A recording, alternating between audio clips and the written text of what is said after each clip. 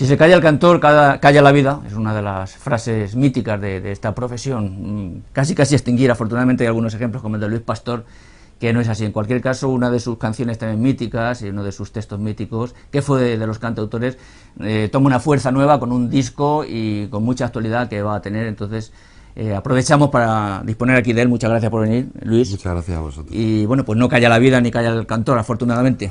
Porque la vida misma es como un canto, ¿no? Que dice sí. No, algunos no hemos callado nunca, ¿no?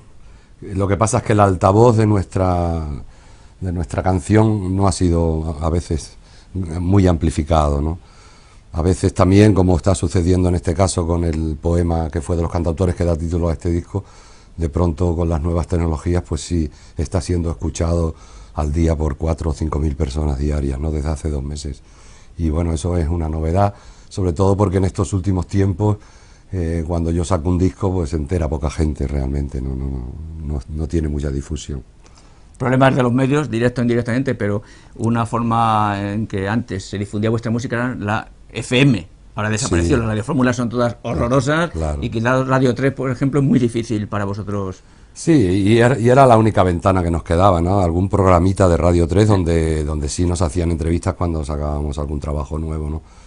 Cierto es que todo esto está cambiando, que hay una herramienta democrática, por decirlo de alguna manera, y nueva, donde desde la libertad pues la gente se comunica, se manda, se envía algo que le gusta, y en este caso está pasando con que fue de los cantautores.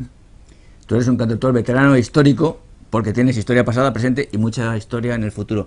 ¿Qué es lo que más ha cambiado, si quieres, no solamente en la canción, en general, desde tus inicios, aquellos heroicos inicios en Vallecas, etcétera?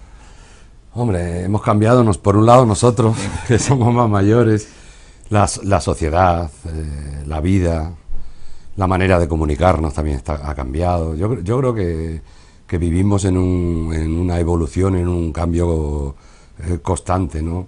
Y que los tiempos o te adaptas y sobrevives o pasan por encima de ti, ¿no? Que la memoria es muy resbaladiza y que en esta profesión, además, en cuanto estás 2 o 3 años que no apareces en los medios, claro, o en la televisión, en los grandes medios de difusión, pues acabas siendo preguntado por la calle, que lo vienen haciendo a mí y a otros compañeros durante muchos años, pero tú todavía sigues cantando, ¿no? Y la verdad es que, bueno, nunca es tarde para que te descubran, no te redescubran, y para que a partir de este encuentro con este poema, pues escuchen cosas que están hechas en los años 80 o sobre todo en los años 90 y parte de este siglo, donde yo creo que he hecho la obra más importante, mucho más que en los 70, ¿no? Por lo menos hay 3 discos de los cuales yo me siento muy orgulloso, desde el año 96, Diario de a bordo, Por el mar de mi mano y soy, donde hay poemas, pinturas de Javier Fernández de Molina y canciones, y donde yo creo que es la obra que más me cuenta, ¿no? Porque mi trabajo de aprendizaje ha sido lento, y yo que no hacía letras en mis primeros discos en los 70, que musiqué a los grandes poetas, creo que mi reto ha sido aprender a contarme en canciones, a expresar mis sentimientos en letras, ¿no?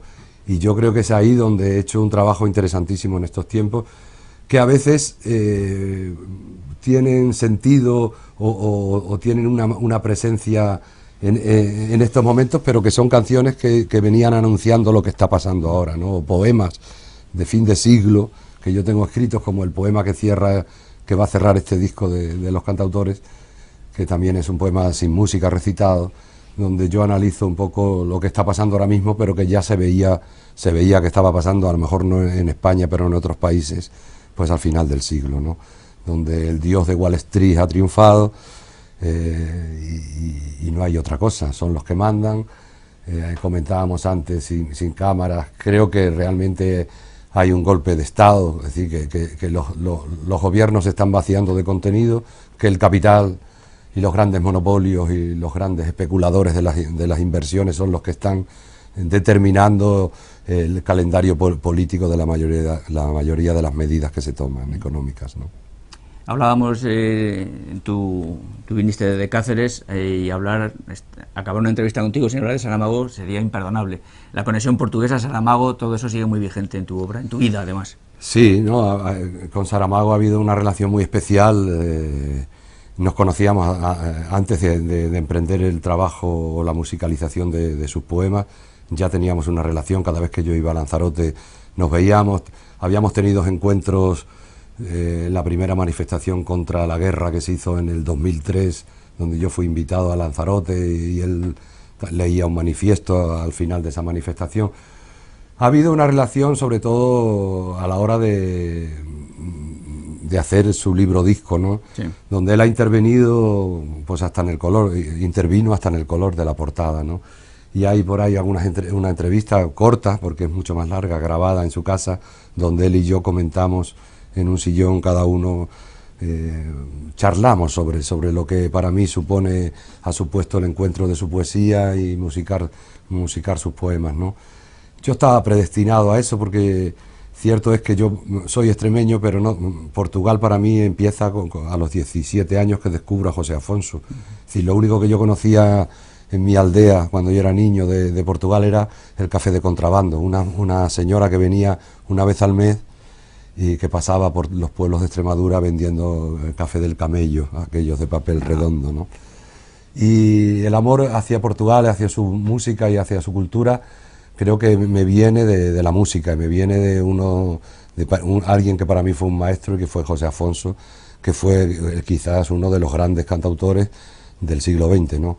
Posiblemente de la trascendencia de Bob Dylan, si hubiera sido inglés, o de Violeta Parra.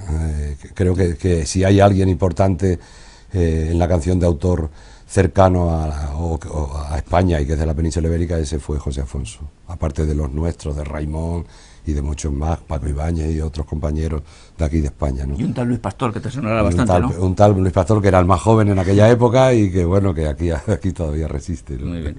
Pues te agradecemos mucho la presencia, te agradecemos mucho que nos vas a grabar un par de canciones y que haya mucha suerte, Luis. Vale, muchas gracias. A ti.